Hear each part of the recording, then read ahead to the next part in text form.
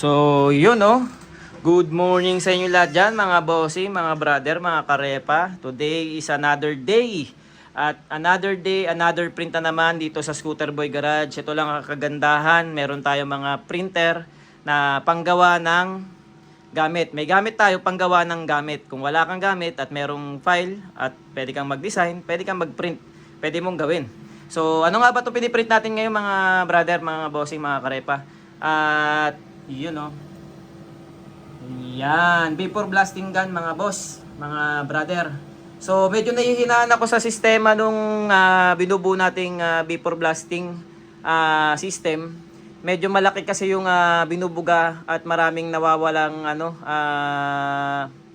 area na hindi siya nako-concentratean ng buga nung hangin tsaka nung media slurry natin. So naghanap ako ng file at meron file na kita ko, ayan. Libre lang siya. Ayan, sand blasting or vapor blasting gun. Hanapan ko na lang ito mamaya pag natapos. Hanapan natin ng mga fittings, saka collet at nozzle. Pero may nozzle din nga itong kasama. Hindi ko lang alam kung anong itsura nun. Pag na-print, kasi para lang siyang nut. So hanapan natin to. Yun lang talagang kagandahan kapag meron kang mga item, pyesa, or makinarya, machines na panggawa ng mga gamit. Pagka wala kang gamit, makakagawa ka ng gamit. So, yun ang kagandahan nito.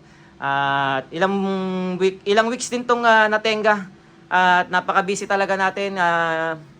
Tawag dito, ang dami nating mga inaasikaso. Inuuna ko talaga muna yung mga pwede natin pagkakitaan dito sa Scooter Boy Garage.